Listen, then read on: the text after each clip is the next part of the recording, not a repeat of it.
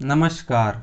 आज हम बात करने वाले हैं कि अगर आपका ब्रोकर जहां आपने डीमेट अकाउंट खोला है वह भाग जाए तो क्या होगा। तो इसी के बारे में आज हम डिटेल में जानने वाले हैं। तो स्टॉक मार्केट और इन्वेस्टमेंट की जानकारी के लिए चैनल को सब्सक्राइब जरूर करें।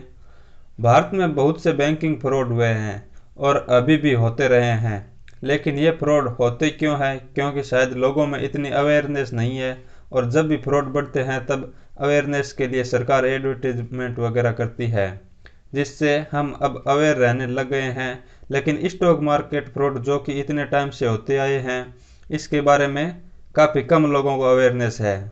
स्टॉक मार्केट के ब्रोकर के फ्रॉड को समझने के लिए हम यह समझते हैं कि ब्रोकर एक इंटरमीडिएट है शेयर खरीदने वाले और बेचने वालों के बीच में। जैसे कि मैं बायर हूं और टीसीएस का शेयर खरीदना चाहता हूं, तो ब्रोकर यह देखेगा कि मेरे पास इसके लिए पैसे है या नहीं, और जो सेलर है उसके पास वह शेयर है या नहीं। तो मान लीजिए मैंने शेयर खरीद लिए और मेरा बैलेंस भी कट गया, लेकिन मेरे पास शेयर डिलीवरी नहीं हुआ क्योंकि सेलर के पास शेयर थे ही नहीं। तो इस केस में ब्रोकर की यह जिम्मेदारी है कि वह ऐसी कंडीशन से हमें बचाए और कोई प्रॉब्लम क्रिएट ना होने दे, और फिर हमें डिलीवरी करे। और ब्रोकर ने अगर शेयर डिलीवर नहीं किया तो जो सेलर है था उस पर तो चार्जेस लगेंगे ही, लेकिन ब्रोकर के खिलाफ भी हम शिकायत कर सकते हैं और फिर उसे रेगुलेटर डिफॉल्टर भी घोषित कर सकता है। और सिर्फ इसी केस में नहीं बल्कि और भी कुछ ऐसे केस हैं जिनमें आप कुछ ब्रोकर के खिलाफ शिकायत कर सकते हैं। अब हम बात करते हैं कि अगर आपका ब्रोकर बैंक करप्ट हो जाता है, यानी कंगाल हो जाता है, तो इस केस में आपके अकाउंट में पड़े शेयर का क्या होगा। तो ऐसे केस में आपके शेयर बिल्कुल सेफ है और अनसेफ भी है, क्योंकि ब्रोकर तो सिर्फ एक इंटरमीडिएटर है, यानी वो आपको सिर्फ एक प्लेटफॉर्म उपलब्ध करवा रहा है ट्रेडिंग के लिए। लेकिन आपने जो शेयर स्टोर किए हैं वह स्टोर हो रहे हैं CSDL और NSDL पे। अभी CSDL और NSDL क्या है? इन्हें डिपॉजिटरी कहा जाता है और ये सरकारी कॉरपोरेट है। तो टेक्निकली आपके शेयर आपके ब्रोकर के पास स्टोर नहीं होते। तो इन केस में आपके ब्रोकर फर्म को कुछ हो जाता है तो आपके शेयर पूरी तरह सुरक्षित है। आपके शेयर अनसेफ उस केस में होते हैं जब आपके शेयर सेटल होकर आपको मिले ही ना हो।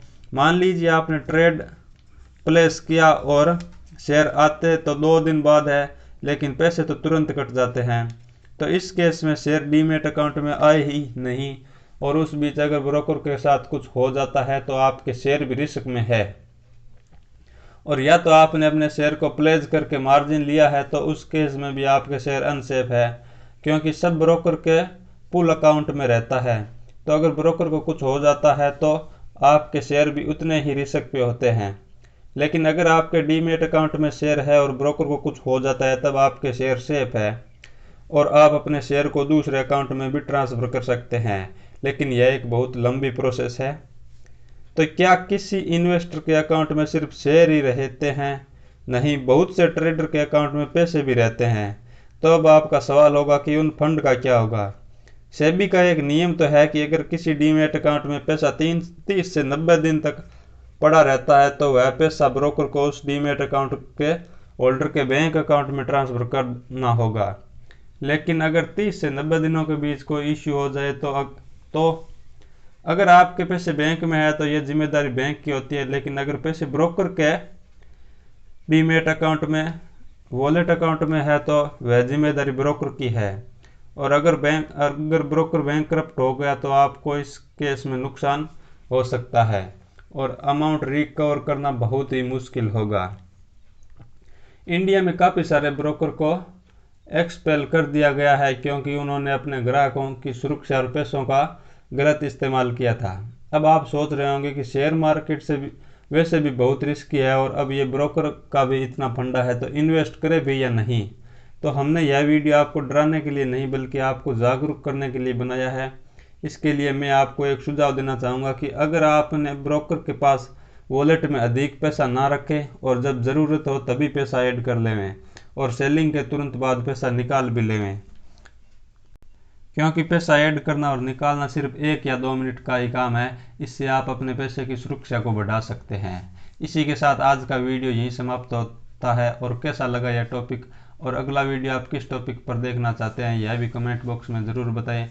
वीडियो पसंद आए तो इसे लाइक कीजिए और ऐसे और वीडियो देखने के लिए चैनल को सब्सक्राइब करके बेल बटन ज़रूर दबाएं एवं आप अपने फ्रेंड एवं फैमिली मेम्बर को भी यह वीडियो शेयर ज़रूर करें।